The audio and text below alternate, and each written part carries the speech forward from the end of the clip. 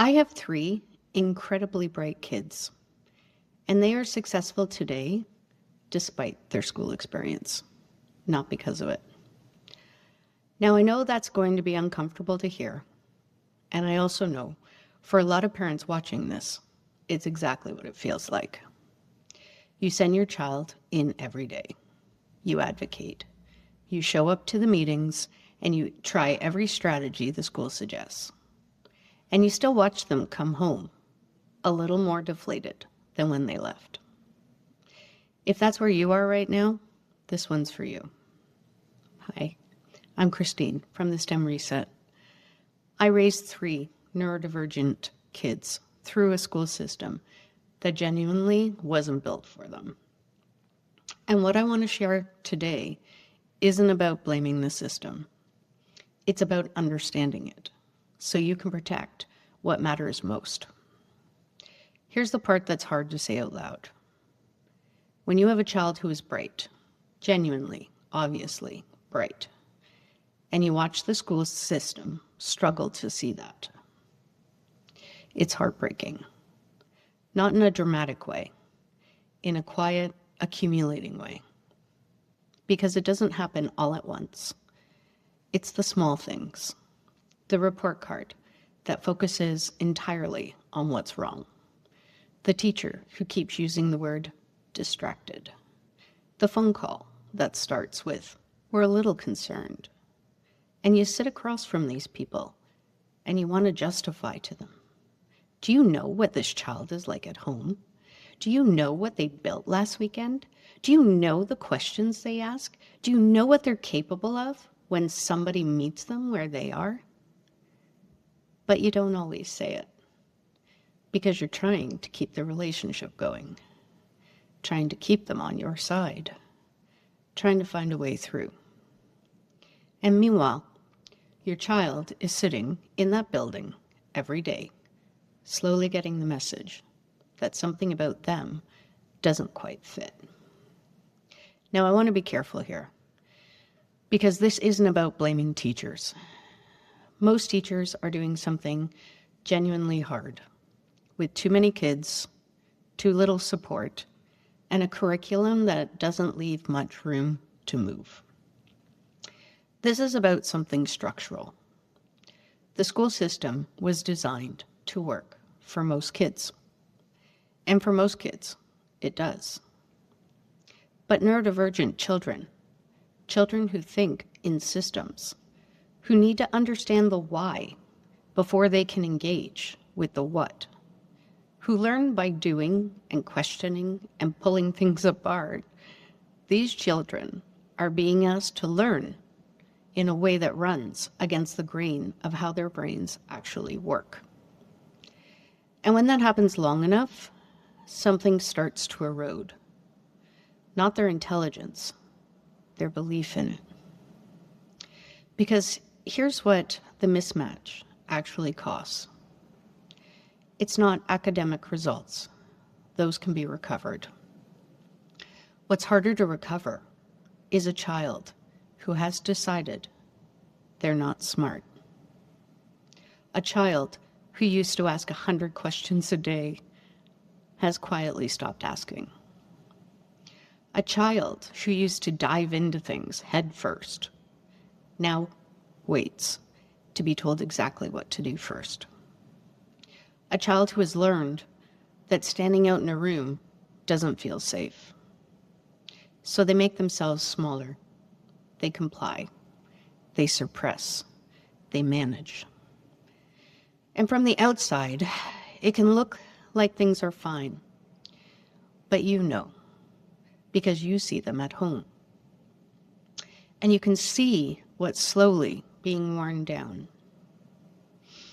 And this is where your role becomes so important.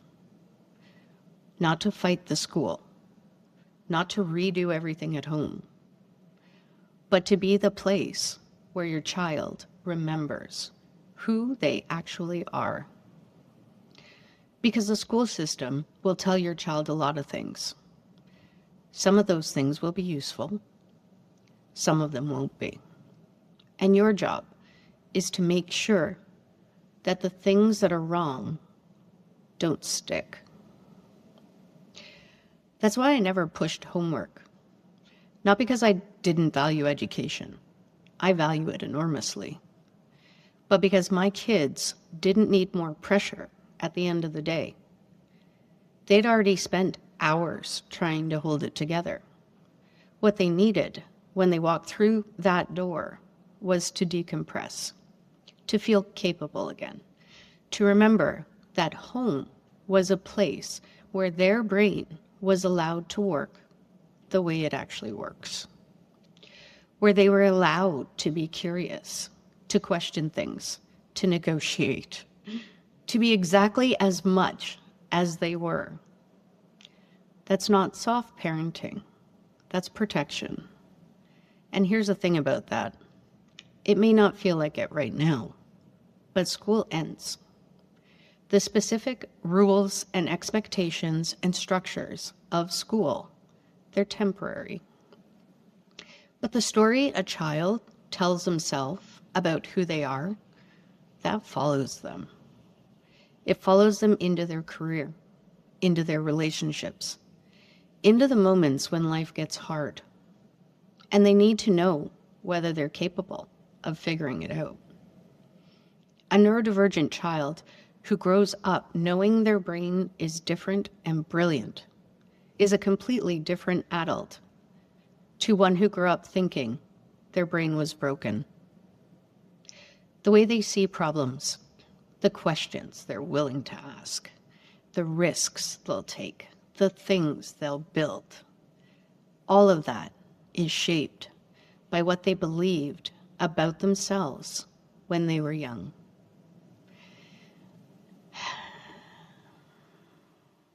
And you have more influence over that belief than any school ever will. I know this because I watched it play out over decades. 3 kids who the system didn't quite know what to do with. 3 kids who came home on more than one occasion feeling like they'd somehow got it wrong again. And we made a decision early on. We weren't going to let that story take root. We talked about how their brains worked. We talked about the questions they asked that most people didn't think to ask. We talked about what they were building, exploring, figuring out. We protected their curiosity like it was the most important thing, because it was. And those 3 kids who the school system struggled to place are now adults who are genuinely exceptional at what they do. Not despite the way their brains work, entirely because of it. The way they see problems differently, the connections they make that others walk straight past, the fact that they'll never just accept that's how it's done. That's not something the school gave them. That's something we protected at home. If you're in the thick of this right now, I just want to say, you're not imagining it. The gap between who your child is and who the system seems to see is real. And noticing that gap doesn't make you a difficult parent. It makes you a paying attention parent. Your child doesn't need to be fixed. They need to be seen and understood and given the room to be exactly who they are. That's what we're working toward here. And if you found this useful, the best thing you can do right now is stick around. Because everything we're building in this series is designed to help you do exactly that. One idea at a time. In the next video, I'm going to show you what changing the method actually looks like in real life. It involves sticky notes on a fridge, a trip to Ottawa, and a child who spent years dreading French actually using it. That's the next one. We'll see you there.